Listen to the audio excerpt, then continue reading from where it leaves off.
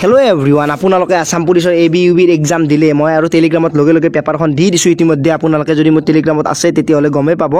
মই আপোনালোকক এটা কথা কৈ দিওঁ, এইখন হৈছে এখন পেপাৰ আসাম পুলিচৰ ABUB যিখিনি পৰীক্ষা দিছে তেওঁলোকৰ বাবে পেপাৰখন।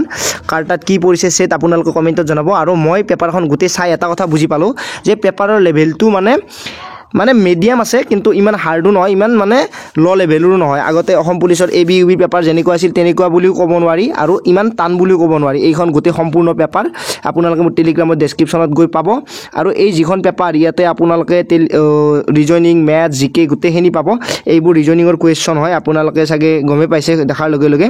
আৰু এইবোৰৰ পিছত আহিব এইবাৰ GK কুৱেশ্যনখিনিও মই দেখাই দিওঁ আপোনালোকক। এইখিনি মেথছৰ কুৱেশ্যন আপোনালোকে চাব পাৰে যদি মোৰ টেলিগ্ৰামত আছে। আৰু এইখিনি ৰিজনিঙৰ কুৱেশ্যন যেনেকৈ ধৰি লৈছোঁ, এনেকুৱা এটা কুৱেশ্যন দেখা পাইছে, ডক্টৰ, হস্পিটেল, টিচাৰ। ইয়াতে অপশ্যন আছে স্কুল, ফিল্ড, ইণ্ডাষ্ট্ৰি, লেবৰেটৰী। ইয়াতেতো এনচাৰটো ডাইৰেক্ট স্কুলেই হৈ যাব আৰু এইটো চাব নালাগে বাৰু। তেনেকুৱাকৈ বহুত কুৱেশ্যন ইজিও আহিছে, টানো আহিছে।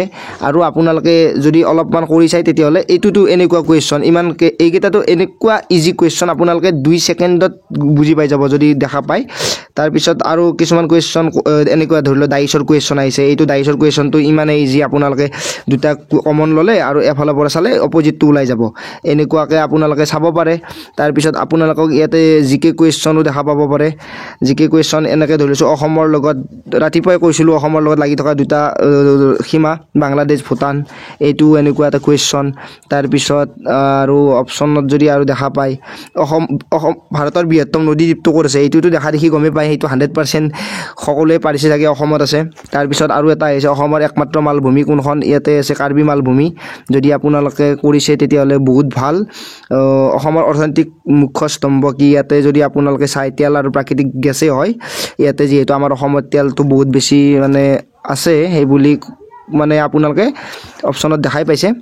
তাৰপিছত আৰু কুৱেশ্যনৰ ভিতৰত মই আপোনালোকক এটা কথা কওঁ, এইটো ইজি আহিছে, কামাখ্যা মন্দিৰ ক'ত আছে, এইটো সকলোৱে জানে, নীলাচল পাহাৰত আছে। আপোনালোকে চাগে ইতিমধ্যে কৰি থৈছে। অসমৰ প্ৰধানকৈ উৎপাদন হোৱা খাদ্য শস্যবিধ কি, ধান, এইটো এটা চবেই জানে, এইটো এটা আহিছে কুৱেশ্যন। তাৰপিছত আৰু ক'ত কি আহিছে, এইটো নিম্নলিখিত জিলাসমূহৰ কোনখন জিলা বাৰাক উপত্যকাৰ অৱস্থিত নহয়, এইটো এটা অপশ্যন। শ্ৰীভূমি, কাছাৰ, হাইলাকান্দি, মৰিগাঁও। এইটোতো একেবাৰে ইজি, মৰিগাঁও হয়, আপোনালোকে চাগে গমেই পাইছে দেখাৰ লগে লগে। তাৰপিছত ইয়াতে অসমৰ প্ৰথম মহিলা মুখ্যমন্ত্ৰী ছৈয়দ আনোৱাৰা তাইমুৰ, আপোনালোকে গম পায় বহুতে। আৰু কুৱেশ্যন যদি চাব বিচাৰে মোৰ টেলিগ্ৰামত ইতিমধ্যে গোটেই দি দিছোঁ, আপোনালোকে চাব পাৰে যাই পেলাই। আপোনালোকৰ বাবে গোটেইখিনি লগে লগে দি দিওঁ।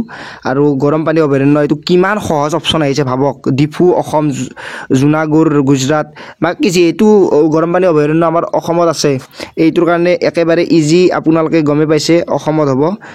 গতিকে এইটো এটা বহুত বেছি ইজি আহিছে। আৰু এইটো এটা সহজ আহিছে, কাৰ ৰাজত্বকালত চীনা পৰিব্ৰাজক হিউৱেন চাঙে কামৰূপ ভ্ৰমণ কৰিব আহিছিল, এইটো এটা ইজি কুৱেশ্যন। তাৰপিছত আৰু আপোনালোকক যদি কুৱেশ্যন দেখাই দিওঁ তেতিয়াহ'লে আৰু গোটেইখিনি দেখা পাব।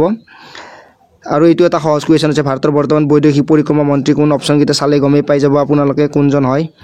আৰু মোৰ আৰু এটা আহিছে অপশ্যনত ক্ৰিকেট ৰিলেটেড, আপোনালোকে চাগে ক্ৰিকেট ভালেই পায়, যে IPL 2024 প্ৰতি কোনে অৰেঞ্জ কেপ লাভ কৰিছিল, এইটো এটা চাগে অপশ্যন দেখাৰ লগে লগে গমেই পাইছে। অভিষেক শৰ্মা, বিৰাট কোহলি, সূৰ্য কুমাৰ যাদৱ, আৰু ওপৰৰ এজনো নহয়। ইয়াতে অপশ্যনকেইটা চাই আপোনালোকে লগে লগে এনচাৰ পাই গৈছে। তাৰপিছত আৰু অপশ্যনত আপোনালোকৰ কুৱেশ্যন কি আছে মই দেখাই দিওঁ। ভাৰতৰ প্ৰথম AI নগৰ কোনখন, এইটো চাগে বহুতে ভুল কৰি থৈ আহিছে, কলকাতা, দিল্লী, লক্ষ্ণৌ, বেংগালুৰু।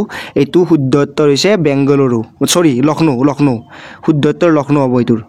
তাৰপিছত কোন সংস্থাই শিশু পুষ্টি প্ৰতিবেদন 2024 প্ৰকাশ কৰিছিল, এইটো হু হ'ব নেকি, এইটো হু হ'ব লাগে, আপোনালোকে চাব পাৰে, কাৰণ ৱৰ্ল্ড বেংক নহয়, হুৱে হ'ব।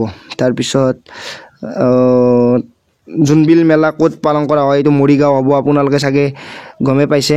তাৰপিছত আৰু কুৱেশ্যনত আছিলে শিল্পী দিৱস, চবেই জানে নৱেম্বৰৰ কিমান তাৰিখ, শিল্পী দিৱস চবেই গমেই পাইছে কিমান তাৰিখে পালন কৰে। অসমৰ ৰাজ্যিক সংগ্ৰহালয় গুৱাহাটীত আছে, এইটো চাগে বহুতে শুদ্ধকৈ কৰিছে। তাৰপিছত ASTCৰ ফুল ফৰ্ম, বাপৰে বাপ, একদম ইজি আহিছে। আপোনালোকে কোনটো হয় ইংলিছৰ কেইটা চালে বুজি পাই যাব, গাড়ীত লিখাই থাকে। আছাম ষ্টেট ট্ৰান্সপৰ্ট কৰ্প'ৰেশ্যন হ'ব ইয়াতে, যোনটো আছে আপোনালোকে চাগে অপশ্যন চি দিছে যদি হৈ গৈছে আপোনালোকৰ তাৰপিছত 1994 চনৰ অসমৰ কৃষি বিদ্ৰোহ কোন ঠাইত সংঘটিত হৈছিল এইটো পথৰুঘাট হ'ব এনসাৰ তাৰপিছত আৰু কোড আছে পুৰুষৰ ICC T20 বিশ্বকাপ 2024ত কোনে শ্ৰেষ্ঠ খেলুৱৈৰ পুৰস্কাৰ লাভ কৰিছিল এইটো এটা ইজি আহিছে আপোনালোকে চাগে গমে পালে আৰু 2034 ফিফা ওয়াৰ্ল্ড কাপ কোড হ'ব বিশ্বকাপ সৌদি আৰব আৰু তাৰপিছত গণিতৰ এইটো এটা বহুত ইজি আহিছে একেবাৰে 1 সেকেন্ডত ওলাব পাৰিব আৰু এইটো এটা যদি 460 টকা আমি এইগিটা গোটেই এইটো এনেকুৱা কোৱেশ্চন আহিলে আপোনালোকে যিমান কেইজন মানুহ আছে সেই মানুহজনৰে এইটো পইচা হৰণ কৰি দিলে লগভগ 10 টকা ওলাব 10 টকা ওলালে এনসাৰটো 10 টকাই হ'ব তাৰপিছত আপোনালোকক মই আৰু কিছুমান দেখাই দিও গণিত কিতাপ আৰু ডাইৰেক্ট বেলেগকে ওলাব লাগিব আৰু গণিত কিতাৰ কাৰণে এটা বেলেগ ভিডিও বনাব পাৰো যদি আপোনালোকক লাগে আৰু আছিল ইফালে কোড গল বাৰু জিকে কিটা মই কলো আপোনালোকক যদি গণিতৰ বেলেগকে কোৱেশ্চন লাগে তেতিয়াহলে মোক কমেন্টত জনাব